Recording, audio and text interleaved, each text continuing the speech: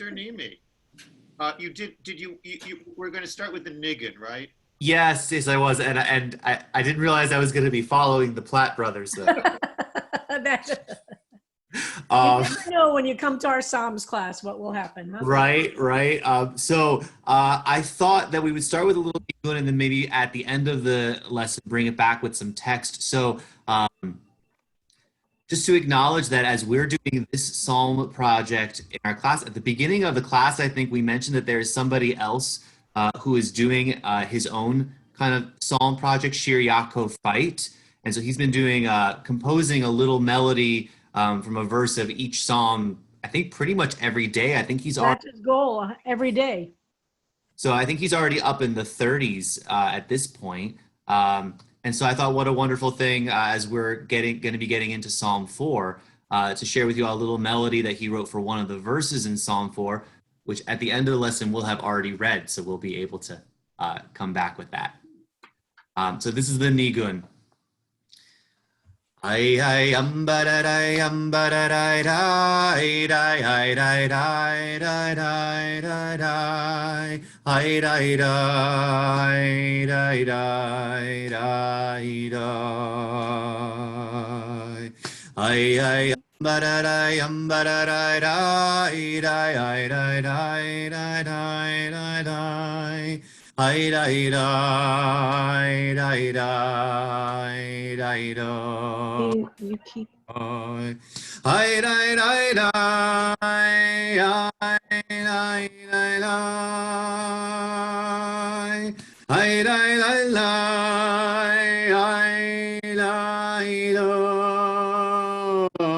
dai. Hi dai dai dai dai dai dai. Hi dai dai dai hi dai do. Hi hi ambararai ambararai dai dai hi dai dai dai dai dai dai. Hi dai dai dai dai do. Hi dai dum ba da dai dum ba da dai dai dai hi dai dai dai dai dai dai hi dai dai hi dai dai do.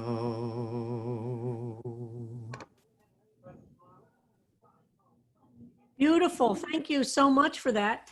And maybe we could post on the Facebook some of his, as we do a psalm, put up his, go back to the psalm he's writing about. But yes, since he's doing one a day, we would now know, had we really stuck to one a day, where we would be, because we basically started the same time. He's in the 30s. We're on Psalm 4. Okay, but we're doing a deeper dive. All right, so let's look. We're going to start with Psalm 4 today. And and I know there have been some new Psalm 3 renditions. We're going to put them up on the Facebook group and we'll include them in our collection. But today we're moving on to Psalm 4. And we'll start by the reading of the Psalm. This Psalm has how many verses? Let's first of all look at the scale of the Psalm. Has 9 verses, so that's exactly the same size or scale as the Psalm before. There are some traditions which even say the Psalms 3 and 4 are connected, but we'll look at what the reason for that. But let's start by just trying to unpack a little bit the Hebrew, the basic reading of the Psalm. And we'll start with this first verse. Lamanatseach bin Ginot Mizmor LeDavid. Now, let's look at this psalm, this first line first. What can we say about it? So, first of all, Lamanatseach means some kind of leader. So this is very interesting. It's this is some kind of superscription, and maybe it's an instruction. Lamanatseach might be a leader. It might be a conductor. It might be somebody who's in charge of the music. We don't really exactly know, but let's say some kind of leader. But bin ginot, what does bin ginot mean? The bet means in, or now this translation says with instrumental music. Now, why does it say instrumental music? What is a nigun? Jacob Nimi, our cantor, just let us off with a nigun, which is a melody, a piece of music without words. So that's why they think bin ginot means, I don't know why this particular translation assumes it's not a voice without words, but it's certainly some kind of reference to music. Some people translate this as stringed instruments, and we're going to look at that a little bit. Some just say with music. So there are a range. If you're looking at your own translation right now, what does your translation say for bin ginot? Because that's the word that has a lot of different. I pulled out altar. Yep. And altar says with stringed instrument. This identification, as is the case with all the musical terms in Psalms, is no more than a guess. The literal sense of the Hebrew is melodies, as you said, nigun. But the verbal stem is often associated with plucking strings. Correct. So we don't know, but so that's usually the range. Usually it's translated as music, stringed instruments, melody, some kind of range on that. So look at whatever translations you're looking at. And now notice here, where is the etnach or the etnachta in this verse? It's nowhere. There's nowhere. So that's why some people really say this is a superscription. It's not meant to be a verse. It's meant to be a header that's not read as a verse. It's simply instructions, kind of like, here's some instructions that we don't totally understand to the leader. And maybe the instruction, as this translation puts the semicolon there, maybe the instruction is instrumental as opposed to voices, or stringed as opposed to other. So we don't totally understand what it means, but there's some kind of instruction here. Steve Frew says, what does King James say? I can't read his comment. I will find it. Stand by. Steve Frew just has a comment in the chat section, but it disappeared before I.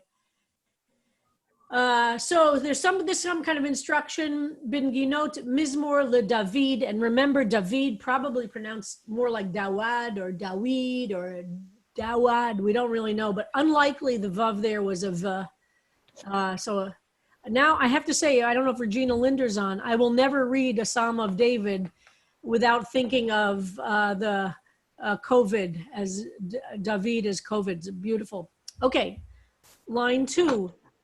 What did Steve Frew write, Harold? I can't read the chat right now. Actually, I just looked at King James. King James does not translate the superscription. It just starts with "Hear me when I call." Well, mine says negino. Oh, so it just puts the Hebrew word. Yeah, Okay. That's good. The Matsuda also just says neginos. They don't even try to. You're right. I'm sorry. Right. Neginot. So it's just repeating the Hebrew word because it's a little bit of a mystery. They're leaving it as a mystery. So verse 2, Bikor'i aneni Elohai tzidki batzar hirchavta li choneni ushma tfilati. Rabbi Cantor Nimi, what can you tell us about the trope sign on the top of Bikor'i? It's called Pazer, and I don't. Again, these. It's different for Psalms. It is different for Psalms, and these trope marks are not really used for public recitation of these. Yeah. At least not in the sense of there's no holiday or public scripture reading of Psalms that these tropes would have a set melody. Yeah. So we don't know the melody. We do know punctuation-wise, it's an emphatic. Absolutely. It's always in trope, at least in pretty much every cantillation system. It is always a very long, extended, and elaborate melody, usually indicating either an emphasis on that word or the following word. So, which is those two words are together. So the shoresh, the root, is kuf resh aleph, which we'll see a lot when we talk about calling out. And we had it in an earlier psalm that I called out, Bikor'i, in my calling out, aneni. And notice the psik there that Cantor Nimi pointed us to and emphasized after the second Hebrew word.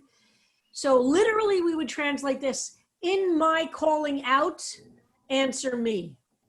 The English here says, answer me when I call, but to do it quite literally, just to get at the Hebrew, and we'll expand as you've seen, we'll just start to understand the way the sentence is structured.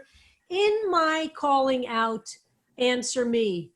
Big pause. Elohei, the God of Tzidki Bitsar Hirchavta Li. So let's parse that out a bit. So this word for God is going back to that Elohim, that plural God. That's not the Yud He Vav He name. Tzidki, again, the shoresh, the root word is tzadi, dalid kuf, the same word as tzedakah or tzodeket, or the word for justice. So the God who makes my justice, who makes things right for me, batsar hirchavta li. Tsar again means hirchavta. Let's look at this. The structure is very interesting. Hirchavta, rechov, or rechovot here means broadened or spread out, or it can literally mean in modern Hebrew it means a street. So when the God of justice, Batsar, when I was in distress, hirchavta li. You took me out of narrowness and you broadened me. You gave me liberation. Choneni ushma tfilati. Choneni, we have that a lot in prayer. Choneni, be kind to me. Here it's translated, have mercy on me. Ushma, like Shema Yisrael, listen or hear. Tfilati. Tfilah is prayer. Tfilati, my prayer. So here we see the etnach or the etnachta after li. So we have the first half of the verse is, in my calling out, answer me. The God who takes care of making me right, who releases me from the narrow places and releases me from the narrow places, semicolon. Choneni ushma tfilati. Have mercy on me, this one, or be kind to me and listen to my prayer. Okay, so let's go down to 3 as we're working through word by word, and then we'll look at some of the different ways to understand it. B'nai Ish. Now notice on top of Ish, it's that same cantillation mark that Cantor Nimi pointed out before. B'nai Ish, children of man, you men, or humanity, or people. But we'll look at that. Ad me kvodi. How long? Ad me. Until when? Until what? Kvodi. Remember this was for my glory. It was defined earlier. Kavod means honor. And it also, kaved is a liver in modern Hebrew. Kvodi, it also means kol kavod, all of good job, etc. We heard that word before. Until when will my glory or my honor lima, be mocked or be full of shame? Or how long will this happen? How long will my basic humanity be humiliated? This is a very unusual form of this word. It's from the same word as ahava, like ahava rabbah, and all the words of love, ahava, aleph, hey, bet, those 3 letters in the middle of the Hebrew word mean love. But this is a very unusual form of this shoresh. We rarely see this. How often will my glory, my honor be mocked? And that you will love reek. We had the word reek before. Hold on, I just have to open this window here. Just give me a sec.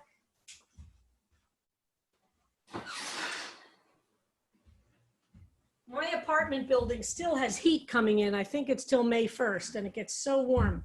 Anyway, so how long will I be humiliated? Will my honor be mocked? That you will love reek. We had the word reek before in one of the reek or rake. It appears in different forms. Emptiness, worthlessness. We'll look back in a second to find it in a previous psalm. How long will my honor be mocked? That I'll be humiliated? That you will love emptiness. Tivakshu chazav selah. that you will pursue, bikesh. Bet kufshin is to pursue, that you will pursue, or you will ask for, or you will want, chazav. Chazav, they translate this as fraud, could mean all different kinds of things related to that. Selah. Wow, that's a big sentence. So now let's go back. Who's speaking in the first 3 verses? Well, let's ignore the first one, the superscription. So who's speaking and to whom are they speaking? So the first one. So let's look at that. Answer me when I call. So we're starting out with the speaker of the psalm is in distress, right? The speaker of the psalm is speaking directly to God and reminding God, remembering in their lives, there have been a moment where God has helped this person. Remember, there was a past time, so to speak, where I have been freed. I remember there have been other times in my life where I was in big trouble, spiritually, emotionally, physically. But I'm remembering now that this is not the first time that I have received help. But now it goes from the past to have mercy on me now, be kind to me now. I remember there has been a past moment where I've been in danger, where I've been in despair, where I've been feeling failure and loss. You've done it for me before. So now I have to remember that inside of me. I've been through something similar before. But now, in this moment, please, Choneni, have mercy on me, be kind to me, and hear my prayer now. So you see that shift in this verse, very important. The speaker, we saw in the earlier Psalm 2 and 3, it's not clear that the speaker knew this could work, that going from despair to comfort would work. The speaker now remembers there have been other moments in the speaker's life where they have received liberation from the feelings of despair and hopelessness. But now we're in another moment. Guess what? You can go through it once and it's not the end of it.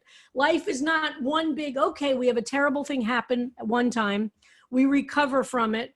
We learn from it. We limp, we might be wounded, but we put our life back together again and the rest of it is clear sailing. Guess what? That's not how life works. There are dips all along the way, and sometimes there are really profound collapses.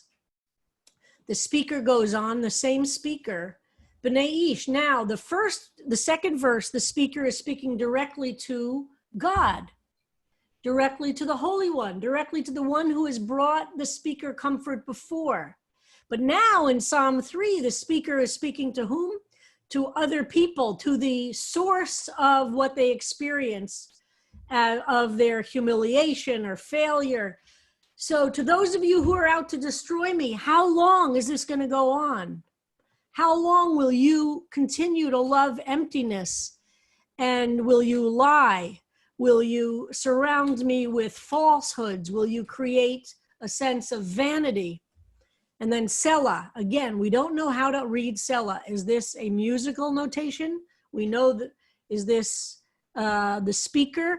And again, we'll look at how all the different translators and interpreters respond to this. Verse 4, Udu'u, know. This is from the word of knowledge, dea, knowledge, and know. Ki tfilah, now we have Yud-He Vav-He, the big name of God, Chasid lo, that the God, that Yud-He Vav-He, God will hear, Yishama, going back to the repetition of the word where in verse 2, the speaker says, please God, hear me, Bikari elav. Repeating the same words for verse 2 when the psalmist is speaking directly to God. Now it sounds like, who is the psalmist speaking to here? Well, it could be the psalmist is speaking to the same people from line 2. You people who are out to get me, you who are full of lies and falsehoods and you worship things that are evil, know that God will be kind to those, or will will single out the faithful, chassid, those who follow. This is like the word chassid, the one who follows God. Yud-He Vav-He, the Holy One, will listen to those who call out or to will listen to me when I call out. Okay, line 5. This is a very, very powerful line. And this is one of those lines that gets used to describe what it's like to be rigzu vi'al techata'u. Tremble, feel anxious. Regzu is really one of those tremble words full of power. And don't techatu, don't do evil anymore. Imru bilvavchem. Imru, the word omer can also mean ponder or meditate on, not just speak, but speak in your heart and on your bed. Vidamu Sela. And look, here's Sai, because how do you like that? Whoever translated Sela as Sai. But here, Damu is to be quiet. So I think that they're translating Damu as Sai here. That's interesting. Zivchu Zivchei Tzedek. Offer sacrifices. A zevach is a sacrifice that, not the kind of sacrifice that one does personally, but a zevach is literally the sacrifice that would have been offered in the temple. But as a metaphor, it can mean something differently, but it was the sacrifice of justice. Uvitchu el yud he vav he, and trust and have security in yud he vav he. 7, rabim. Remember, we have this word rabim again. We saw it before. Many, the sense of multitudes, omrim. Boy, does this sound familiar? Make America great again. Mi yar'enu tov. Many will say, how good were the olden days, or how good, what we had already seen was good. Nisa aleinu. Please, God, put over us your favor. But here it's or, the light panecha, the light of your literally face, Yud He Vav He, big name. Wow, it's pouring rain here in Inwood. How's it doing down by you guys? Where everybody? Not yet. It's pouring here. Okay. Natata simcha bilibi. You put simcha, the word simcha, happiness, joy, bilibi, in my heart. Me'am deganam, is it degam? V'tirosham rabu. When their grain and wine show increase. Wow, what does that mean? We'll come back to that. We're going to do this whole psalm and then we're going to go back again. Bishalom yachdav eshkava. Wow, in peace and yachdav, and united in peace or togetherness, eshkava, I will lie down, v'ishan, and I will sleep. Ki ata yud he vav he, the big name Hashem, you alone, lavetach toshiveni, you alone will give me security or safety, toshiveni, in my very living, in the place I am, in the way that I live. Vetach, and we see this word now as the opposite of insecurity and of fear. A bor bitachon in Israel is the security pit that you throw a bomb into. There are pits of security pits all over Israel that are designed for throwing a bomb into to explode it safely. Bor bitachon. So bitachon is security, a sense of security. So now let's look back at the whole thing, and let's talk first of all about the arc of the psalm. Let's, ignoring that first line for now.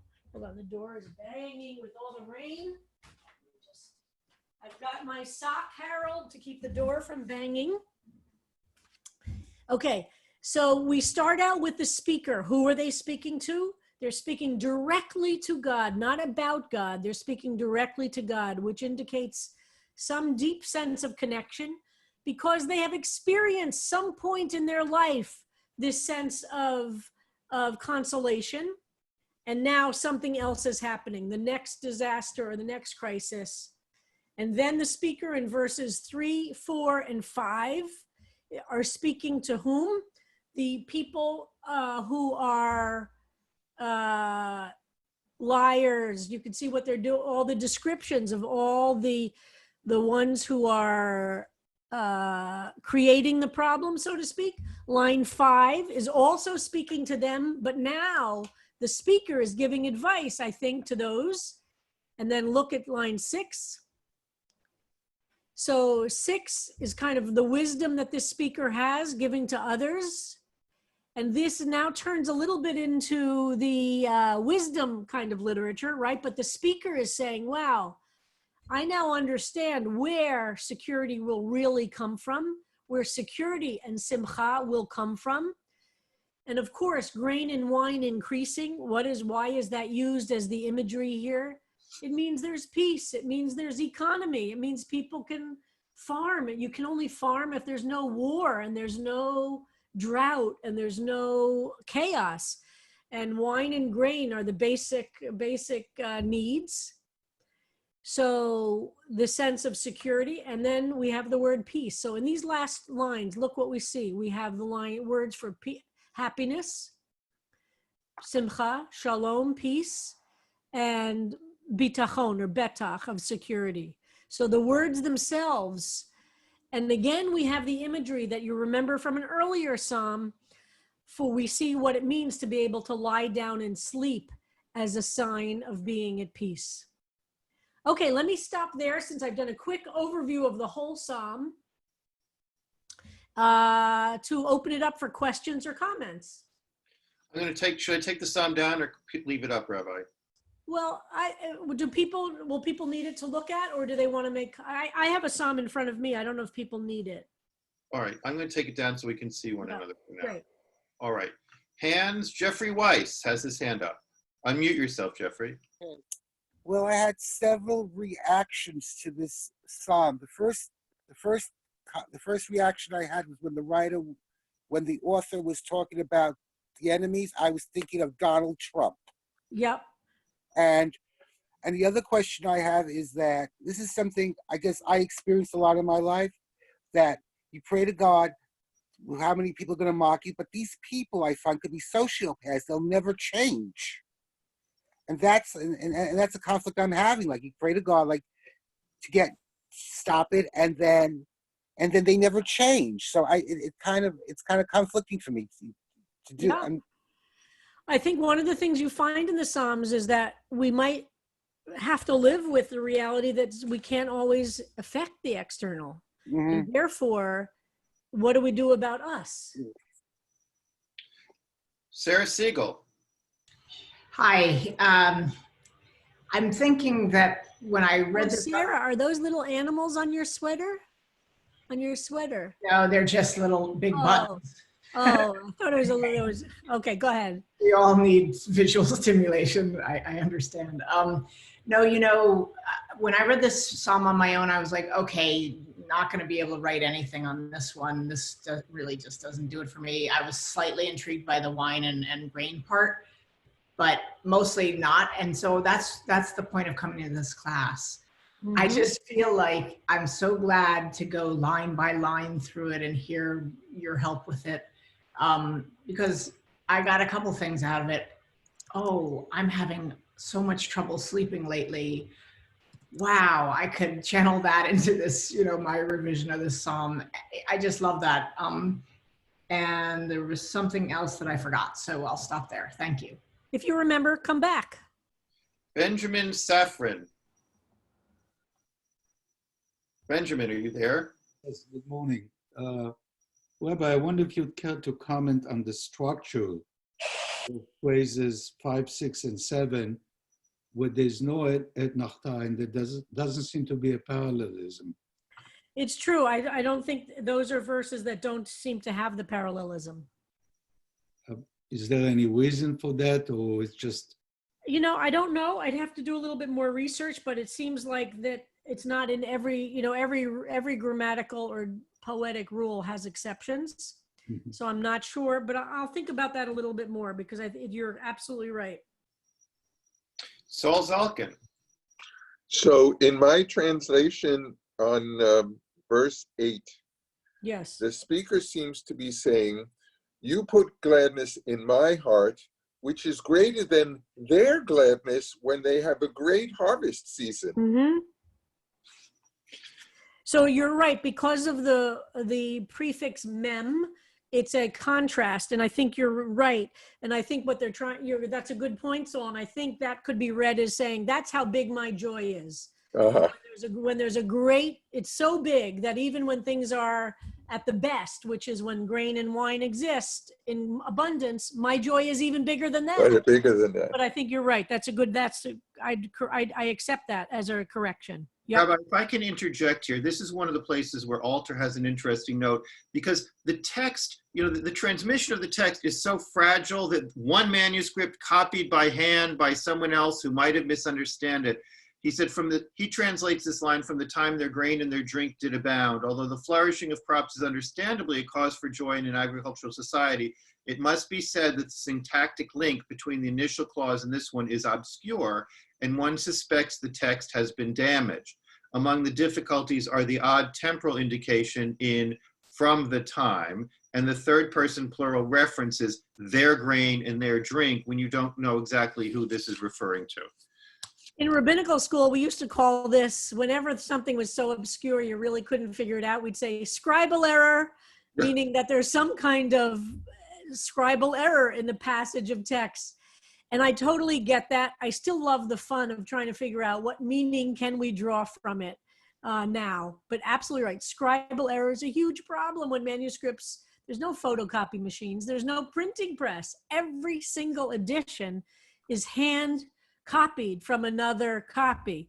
And that's why you get many PhD theses of ancient texts where they compare and contrast very small differences. But Harold and Alter, of course, are correct. But I still love playing the game of, okay, so what does it mean? But you're right, scribal error is a big reason that there's a lot of weird texts for sure. And it's a little bit like, okay, can we still get some meaning from it? But Alter, of course, is correct. Sarah Siegel, you raised your hand again. Did you remember what you were going to say? I did, but Kandranimi has had his hand up, so I'll go after I hear from him. We have enough had time his hand up in real life. I didn't see him. Okay, Kandranimi then.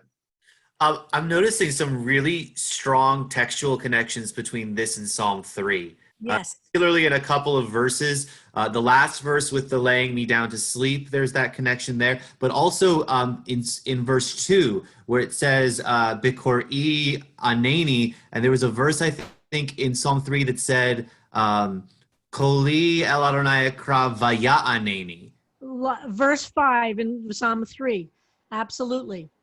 So this idea of calling out and God answering and God laying us down to sleep is a really two strong images that are connecting the two psalms. Yes.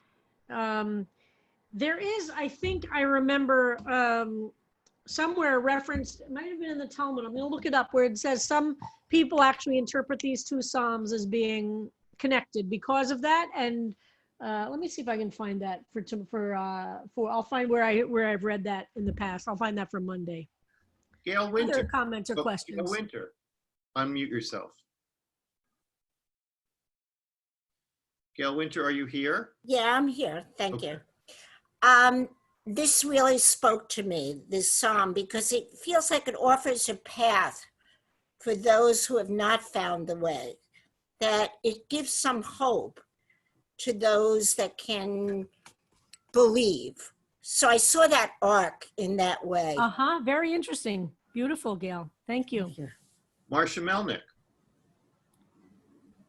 Okay, thank you. So I guess I always get stuck in verse 4, and it's part of probably many other Psalms where it says that in my translation, know that Adonai has set apart the devoted one to himself. Mm-hmm. So what is this relationship with God that we have? It sort of implies a devotion is, a steady kind of relationship. And I think the hardest part of living is having a steady devotion to God in this way, where there is a reward in a sense of peace and understanding. I think it's a process, so, and it's kind of the centerpiece for me of many Psalms. you know, devotion to God is kind of the call, the way through, the way to understand, the way to live a meaningful and good life. So I think we as human beings come and go or struggle. I could speak for myself. And in a time like today, you know, it's hard. It's really hard given the suffering that exists in this world. So I wonder, all our devotion, you know, maybe I can sleep, but so many people can't. Anyway, that's what I wanted to share. Wow. I think I very much relate to that, and I would urge us to play with differently translating the Yud He Vav He. So this is what the problem with the word God, G-O-D, is. It gives us, it narrows us so much to imagining a very particular kind of a path, a very particular kind of God. And I think we talked about with Yud He Vav He, which looks very much like it's from the verb to be in Hebrew. It looks very much like it's related to the Ehyeh Asher Ehyeh, I will be what I will be. So imagine if we were to translate, and this takes work over and over again, that when Yud He Vav He is there, it's referring to the power in the universe that makes for justice, the power in the universe that makes for kindness, the power in the universe that makes for fairness, the power in the universe that makes for peace. So imagine reading the power in the universe that makes for holiness as opposed to decreasing holiness. What would increase holiness? So know that the place where holiness is increased, that those people who insist on attaching themselves to increasing holiness in the world, they will be the followers of holiness, and that will be the devotion. I think the word G-O-D, which honestly is only from the 19th century itself, as an English translation of or 18th century German Gott, G-O-T, you know, the Gott of German, Wissenschaft, you know, it's too limiting for us, and it makes us so awkward because it feels like there's one king, you know, one leader, one big guy, and we're supposed to devote ourselves to him. But imagine if we were to break open from the word finite to the word infinite. If our minds were broken open and we thought about Yud He Vav He as representing the power in the universe that struggles for good, for kindness, for justice, for mercy, for holiness, and what it would mean to devote ourselves to that path. And I think that, and that takes a lot of work to do. And the psalmists are writing in a language that's, as we keep saying, 2,500 years old, but also we're influenced by a very narrow definition of what the source of holiness is in the modern world. So keep struggling with it, because that's what this is all about, is struggling with it. Julia Ostrov. Julia, unmute yourself. Yeah, so it's Kristen, and so here's my question, because I'm so curious about punctuation. In one translation, so in the couple translations I see down on verse 7, where it's in quotes, "Oh, for good days," and then it's close quotes. And then in another translation, it goes, the quote extends to the next sentence. In the translation I have, "Oh, that we might see some good, let the light of your face shine on us, O Lord." Just want your thoughts on that, I wonder. Hold on, which verse? Just say the number of the verse, because I have a totally different translation. So. So yeah, and actually, depending on, so it's either 6 or 7, where it says, "Many say, oh, for good days." Yeah, that's 7. Okay. Okay, and then, but then in one of the translations I have, the quote extends to the next sentence. And in my translation, in one of them, it says, "Let the light of your face shine on us, O Lord," as if it's the same person saying that. Do you see what I'm saying? Yes, I do. There are different ways to understand it. As we said, there's no punctuation. Right. So some people just see it as the mi yareinu tov is the referring back to the many who say, and the nasa, lift up to us a sign, is the original speaker. So there are two different. Do you know what I mean? All right.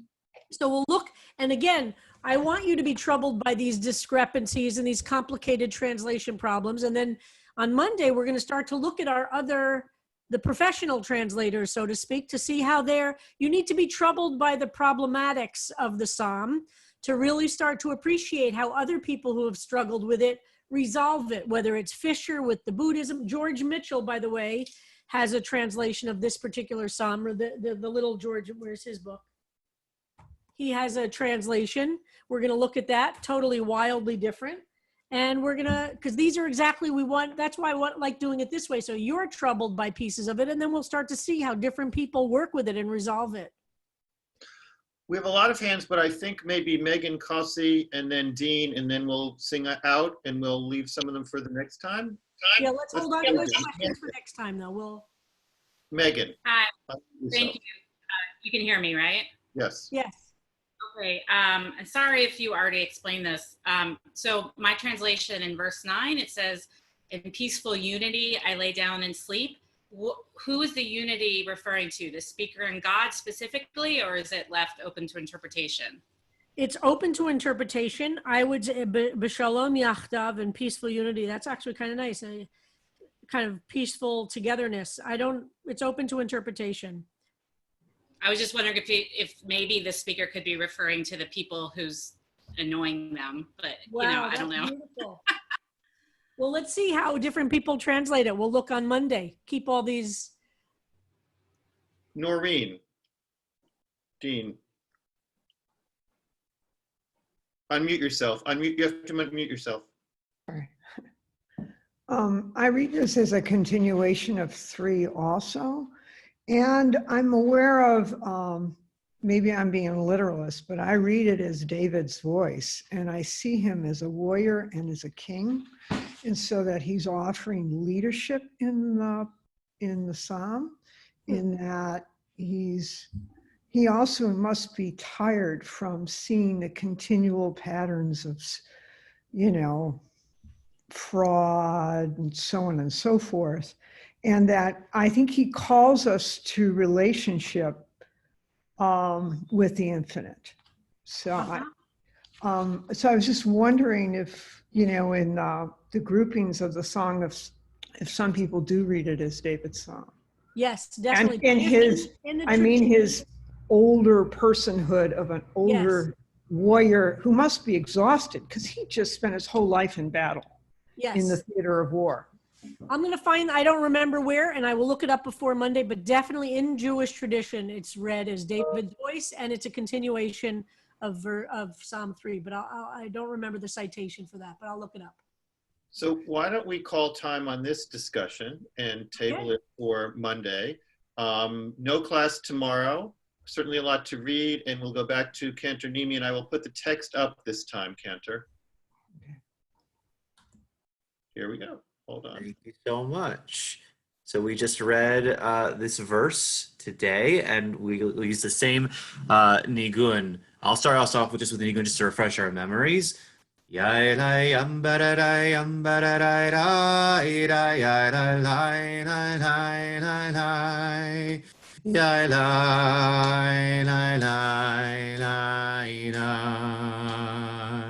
B'kor'i aneni Elohei tzidki b'tzar hirchavta li.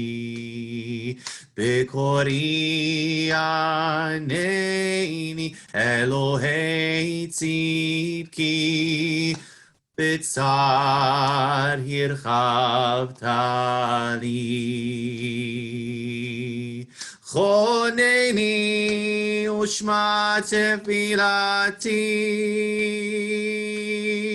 Choneni ushma tefilati. Choneni ushma tefilati. Choneni ushma tefilati בקוראי ענני אלוהי צדקי, בצר הרחבת לי. בקוראי ענני אלוהי צדקי, בצר הרחבת לי. Thank you so much, Cantor Jacob Nimi. We love having you part of this. That was beautiful. And it is really wonderful that this composer has been doing psalm by psalm. And it's fun to see what he pulls out of the psalm and his beautiful translations. All right, everybody, have a wonderful Thursday. Thank you. And I'll see everybody at Shul tomorrow night. Don't miss it. It'll be really fun with Stav Shafir as long as the technology works. And wonderful to see everybody.